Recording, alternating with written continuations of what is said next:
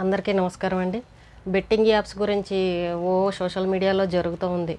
ఎన్ని జరిగినా కూడా పాపం నష్టపోయిన వాళ్ళకి బాధలైతే ఎవ్వరూ తీర్చలేరు. ఇప్పుడు ఈ హడావిడి జరుగుతూ ఉంటే పాపం చనిపోయిన వాళ్ళ కుటుంబాలు ఒక్కొక్కరుగా బయటకొచ్చి మా ఇంట్లో ఇలా జరిగింది, మా కొడుకు ఇలా చనిపోయాడు, మా తమ్ముడు ఇలా చనిపోయాడని వాళ్ళు చెప్పుకొని బాధపడుతూ ఉన్నారు. ఇన్ని రోజులు కొంతమంది చనిపోయిన విషయాలే మనకు తెలుసు, కానీ చాలామంది ఇలా నష్టపోయిన వాళ్ళ విషయాలు కొంతమందికి తెలియవు.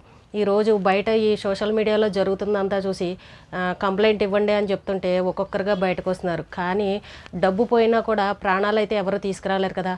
పాపం చిన్న వయసులో ఉన్న యువకుల ప్రాణాలైతే పోయాయి. వాళ్ళ కుటుంబానికి మగదిక్కుగా ఉన్న వాళ్ళు పాపం చాలామంది మగవాళ్ళు ఈ రకంగా చనిపోయారు.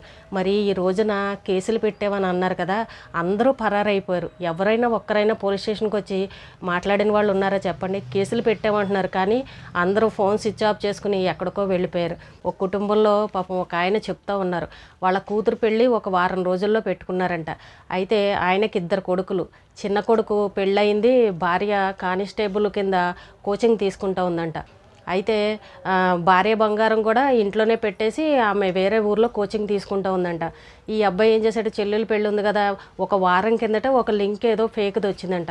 వచ్చి లింక్ నొక్కినట్టు ఉన్నాడు. ఇంకా దాని గురించి డీటెయిల్స్ అన్నీ తెలుసుకునేసరికి ఇంకా దానికి ఎడిట్ అయిపోయాడు. ఇంకా అబ్బాయి డబ్బులు వస్తాయి కదా అని అనుకుని ముందు కొంచెం కొంచెంగా డబ్బులు పెట్టాడంట. పెడితే వచ్చాయంట, లాభాలు వచ్చేసరికి బాగానే వస్తున్నాయి కదా అని ఇంకా ఎక్కువ పెడితే ఇంకా ఎక్కువ వస్తాయన్న ఆలోచనతోటి 9 లక్షలు పెట్టాడంట. చూడండి, 9 లక్షలు పెట్టేసరికి మొత్తం ఎగిరిపోయాయి, డబ్బులు మొత్తం పోయిన తర్వాత ఇంకా ఏం చేయాలో అర్థం కాక భార్య దగ్గరికి వచ్చి, నీ బంగారం ఇయ్యి, గోల్డ్ మళ్ళీ నీకు వెంటనే తెచ్చిచ్చేస్తాను, డబ్బులు వచ్చేవి ఉన్నాయి అని చెప్పేసి భార్యకి మరి ఏం చెప్పాడో పాపం. ఆ భార్య కూడా భర్త మాటలు నమ్మి బంగారం ఇచ్చింది. ఇవ్వగానే ఆ బంగారాన్ని కూడా తాకట్టు పెట్టి తీసుకొచ్చి ఆ డబ్బులు కూడా ఇందులో పెట్టాడు. ఈ పోయిన 9 లక్షలు తెచ్చుకుందాంలే అని అన్న ఆలోచనతోటి ఉన్న బంగారాన్ని తాకట్టు పెట్టి ఇంకా డబ్బులు పెట్టడం మొదలుపెట్టాడు.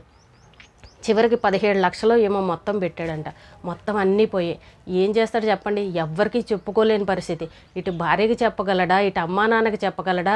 ఇంట్లో పక్కన చూస్తే పెళ్లి పనులు జరుగుతున్నాయి. అందరూ చాలా సంతోషంగా ఉన్నారు. ఇంకా వారంలో పెళ్ళి ఉందని ప్రతి ఒక్కరు పెళ్లి పనుల్లో బిజీగా ఉన్నారు. వాళ్ళ నాన్నగారు అయితే కిరాణా షాప్కి వెళ్ళి సరుకులు తీసుకొచ్చారంట. ఈ వారంలో పెళ్ళి ఉంది కదా, అన్నీ కావాలి కదా అని. ఈలోపు ఈ అబ్బాయి బయట నుండి వచ్చి ఇంకా ఎవరికి ఏం చెప్పలేక తల్లి మొహం ఒక్కసారి అలా చూసి పాపం గదిలోకి వెళ్ళి ఆత్మహత్య చేసుకున్నాడంట. సూసైడ్ లెటర్ రాసి ఇది జరిగిందని రాసి చనిపోయాడంట. చూడండి, వారం రోజుల్లో చెల్లి పెళ్లి పెట్టుకుని ఈ ఒక్క కొడుకు ఇలా చనిపోవడం ఎంత బాధాకరమైన విషయం చెప్పండి. ఇలాంటి కుటుంబాలు ఇంకా ఎన్నున్నాయి? సెలబ్రిటీలు చేసిన తప్పుడు పనులకి ఈ రోజున ఎంతమంది కుటుంబాలు బాధపడుతున్నాయి చూడండి. వాళ్ళ బాధలు వీళ్ళ కళ్ళకు కనబడుతున్నాయా? వీళ్ళ కారుల్లో తిరగడాలు, లగ్జరీ లైఫ్, లగ్జరీ ఫ్యాషన్గా నచ్చిన డ్రెస్సులు కొనుక్కోవడాలు, ఏ రకంగా తయారైపోయారే. కనీసం తల్లిదండ్రులు కూడా పిల్లలకి మీరు చేసేది తప్పు అని చెప్పలేకపోయారే. మరి వాళ్ళ ఉసురు, వాళ్ళ బాధ, వాళ్ళ కడుపు కోత అవన్నీ వీళ్ళకి తగలవా చెప్పండి? వాళ్ళు అడిగేది ఏంటి అని అంటే, వీళ్ళు చెప్పుకుని కేసులు పెట్టుకోవడం కాదండి, ముందు గవర్నమెంటే తీసుకోవాలి దీని మీద యాక్షను. ఏవేవో లింకులు రావడాలు, ఓటీపీలా చెప్పండి అని చెప్పడాలు, ఇలాంటి వాటికి పిల్లలు ఎడిక్ట్ అయిపోతున్నారు. అసలు గవర్నమెంటే బ్యాన్ చేయాలి వీటిని, అప్పుడు ఇవి కంట్రోల్ అవుతాయి. వీళ్ళని ఎన్ని చేసినా జరగాల్సినవన్నీ లోపల రహస్యంగా జరిగిపోతూనే ఉన్నాయని ఆ తల్లిదండ్రులు చెప్తా ఉన్నారు. పాపం వారం రోజుల్లో చెల్లి పెళ్ళి ఉండేసరికి ఆ పెళ్లి సంబంధం వాళ్ళు కూడా పాపం వీళ్ళ బాధను అర్థం చేసుకుని ఏమి ఇబ్బంది పడకండి, సింపుల్గానే పెళ్లి చేసుకోవచ్చులేండి నిదానంగా అని చెప్పేసి కొన్ని రోజుల తర్వాత బంధువులు ఎవరి చేతో పెట్టించి ఆ అమ్మాయికి కాళ్ళు కడిగి కన్యాదానం చేయించి వాళ్ళు పెళ్లి చేసుకున్నారు. అంటే కన్న తండ్రి కూడా పాపం కాళ్ళు కడిగి కన్యాదానం చేసుకునే పరిస్థితి లేకపోయింది. చూసారండి, ఈ ఇంట్లో శుభకార్యం చేసుకుందాం అనేసరికి ఇలా చావు జరగడం ఎంత బాధాకరం. మరి వీటి వల్లే కదా. మరి ఇలాంటివి ఎవరన్నా అర్థం చేసుకుంటున్నారా చెప్పండి? ఆ కుటుంబం ఈ రోజుకి బాధపడుతోంది.